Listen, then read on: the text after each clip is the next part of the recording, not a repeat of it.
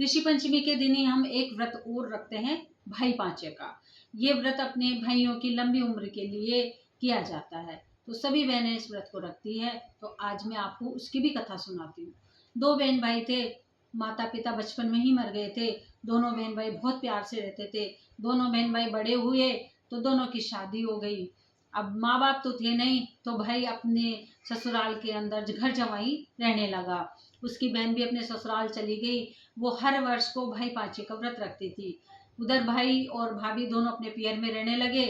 तो उनकी सास, उसके भाई की सास है, जो वो शाम को जब खाना बनाती तो एक मिट्टी का घड़ा उसने ऐसा बनवाया कि उसके दो पड़त थे। एक में तो वो खीर बनाती थी, एक में वो राबड़ी बनाती थी खट्टी। अब वो अपने पति को और अपनी बेटी को और खुद के लिए तो बनाती थी खीर, और जमाई के लिए बनाती थी राबड़ी, क्योंकि वो तो जमाई तो उनका एक तरीके से नौकर की जैसे रह रहा था। वो खेतों पे जाता, खूब काम करता, और शाम को जब आता तो उसको खट्टी राबड़ी ही खिलाई जाती थी। एक दिन की बात है कि माँ खाना बना के और कहीं चली गई और बहू से कहा कि बहू तू अपने पिताजी को और अपने पति को खाना परोस देना। तो वो बेटी ने खाना परोसा, तो उसको ना खाना खाने लगे।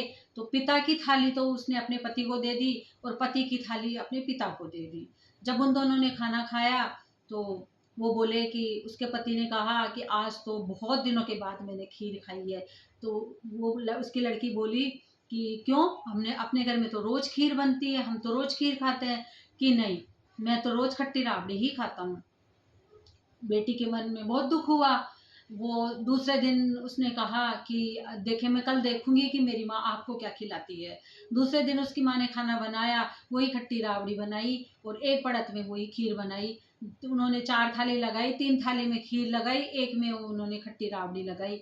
तो वो दोनों खाना खाने लगे। तो बेटी ने अपनी थाली अपने पति के आगे कर दी और पति की थाली खुद ले ली और अपनी माँ से कहा कि माँ, ये क्या आप मेरे पति से इस तरह से क्यों करती है? आप इनको खट्टी राबड़ी देती हो और अपने लिए खीर बनाती हो। तो माँ ने सोचा, माँ और बाप दोनों ने सोचा कि हमारी बेटी तो अपने पति की हो गई, ये अब हमारा ख्याल नहीं रख पाएगी। इसलिए उन्होंने दूसरे दिन भाई पांचे थी, उसकी बहन ने उधर व्रत रखा था, कथा कर रही थी। उधर वो सास और ससुर उसको खेतों पे ले गए और उसकी गर्दन काटी और खेत में गाड़ दिए। जैसे ही उन्होंने गर्दन काटी, बहन उनकी कथा सुन रही थी, तो खून के छींटे उसकी बहन की थाली में आके गिरे। तो बहन तो बहुत चिंतित हो गई कि मेरे भाई पे जरूर कोई विपत्ति आई है। वो दौड़ी दौड़ी उसके ससुराल में गई, जाके और अपनी भाभी से पूछने लगी कि मेरा भाई कहाँ है। तो भाभी ने कहा कि दीदी, आपका भाई तो खेतों पे काम करने के लिए गया है। तो उसने सोचा कि जरूर मेरे भाई पे कोई विपत्ति आई है। वो खेतों पे गई, खेतों पे उसने चारों तरफ देखा, उसका भाई कहीं नहीं मिला।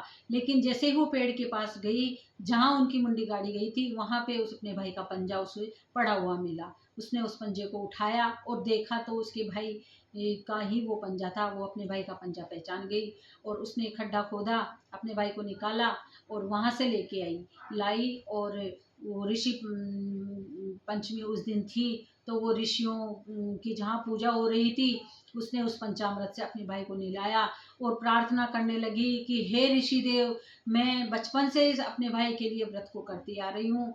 अगर मैंने सच्चे मन से व्रत किया हो तो मेरे भाई को आज आप जीवन दान दोगे। सप्तऋषि ने उसके भाई को जीवन दान दिया। दोनों बहन भाई खुशी खुशी अपने घर आए। हे सप्तऋषि, उसके भाई को लंबी उम्र मिली, जिससे हर भाई को लंबी उम्र मिले, हर बहन को जो व्रत करती हैं उनको इस व्रत का फल मिले। जय जय श्री राम।